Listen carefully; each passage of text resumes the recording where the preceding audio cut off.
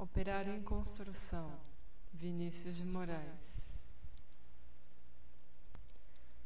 E o diabo, levando-o a um alto monte, mostrou-lhe, no momento de tempo, todos os reinos do mundo. E disse-lhe o diabo: Dar-te-ei todo este poder e a sua glória, porque a mim me foi entregue, e dou a quem quero. Portanto, se tu me adorares, tudo será teu. E Jesus, respondendo, disse-lhe: Vai-te, Satanás, porque está escrito: Adorarás o Senhor teu Deus e só a Ele servirás. Era ele que erguia a casa, onde antes só havia chão, como um pássaro sem asas, ele subia com as casas que lhe brotavam da mão. Mas tudo desconhecia de sua grande missão. Não sabia, por exemplo, que a casa de um homem é um templo sem religião, como tampouco sabia que a casa que ele fazia, sendo a sua liberdade, era a sua escravidão.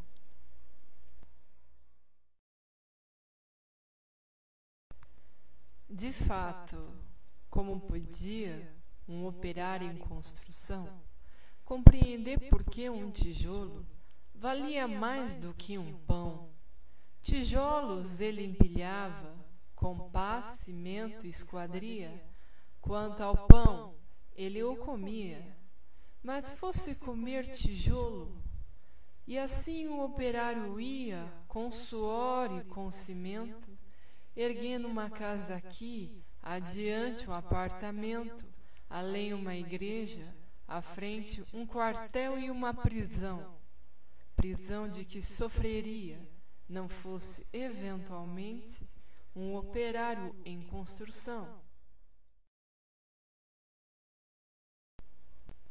Mas ele desconhecia esse fato extraordinário, que o operário faz a coisa, e a coisa faz o operário, de forma que, certo dia, à mesa, ao cortar o pão, o operário foi tomado de uma súbita emoção, ao constatar assombrado que tudo naquela mesa, garrafa, prato, facão, era ele quem os fazia. Ele, um humilde operário, um operário em construção, olhou em torno, gamela, enxerga, caldeirão, vidro, parede, janela, casa, cidade, nação, tudo que existia, era ele quem o fazia, ele, um humilde operário, um operário que sabia exercer a profissão. Ah, homens de pensamento, não sabereis nunca o quanto aquele humilde operário soube naquele momento, naquela casa vazia que ele mesmo levantara. Um mundo novo nascia, de que sequer suspeitava.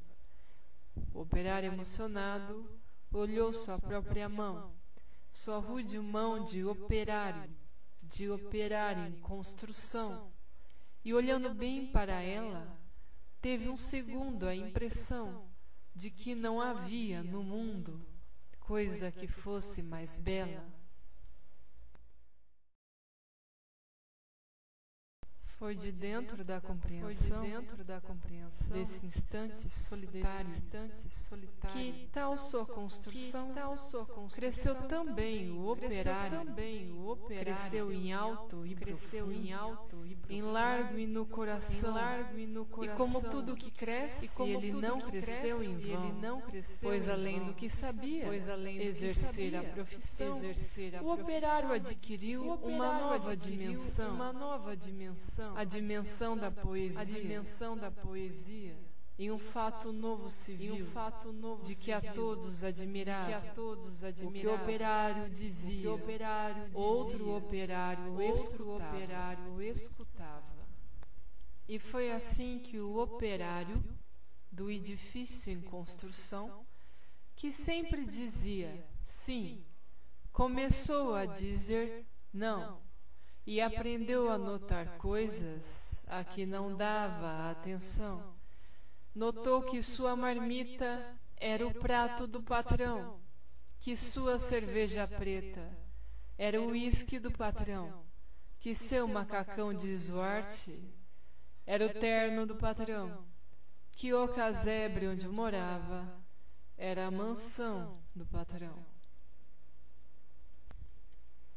que seus 2 pés andarilhos eram as rodas do patrão, que a dureza do seu dia era a noite do patrão, que sua imensa fadiga era a amiga do patrão. E o operário disse: não. E o operário fez-se forte na sua resolução.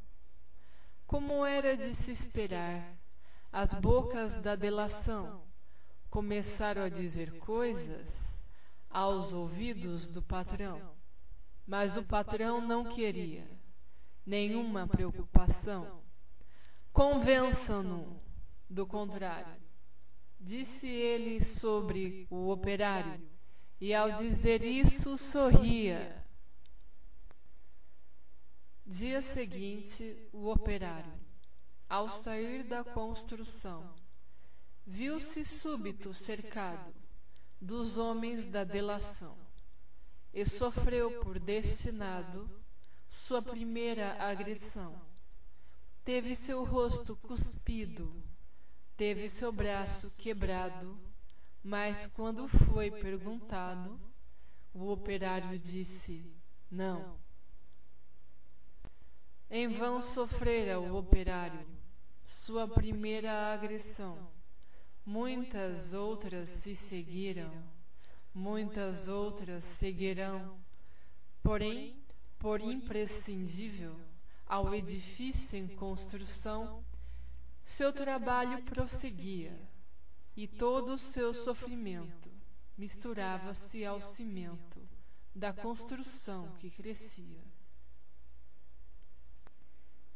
Sentindo que a violência não dobraria o operário, um dia tentou o patrão dobrá-lo de modo vário, de sorte que o foi levando ao alto da construção, e num momento de tempo mostrou-lhe toda a região, e apontando-a ao operário, fez-lhe esta declaração: dar-te-ei todo esse poder e a sua satisfação, porque a mim me foi entregue, e dou-o a quem bem quiser.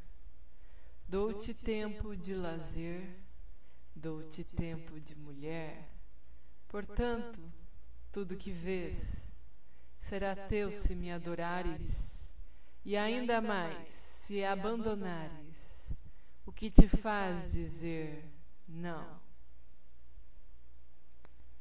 Disse e fitou o operário, que olhava e que refletia. Mas o que via o operário, o patrão nunca veria. O operário via as casas, e dentro das estruturas via coisas, objetos, produtos, manufaturas.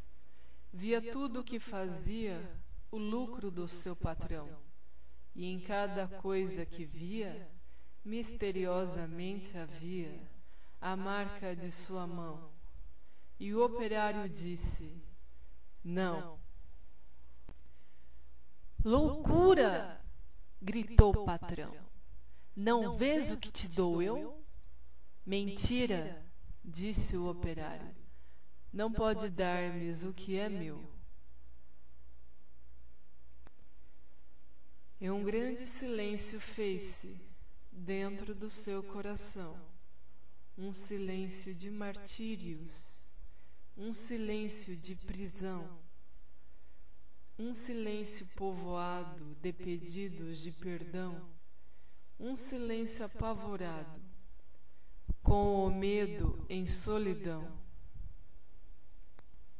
um silêncio de torturas e gritos de maldição, um silêncio de fraturas a se arrastarem no chão, e o operário ouviu a voz de todos os seus irmãos que morreram, por outros que viverão.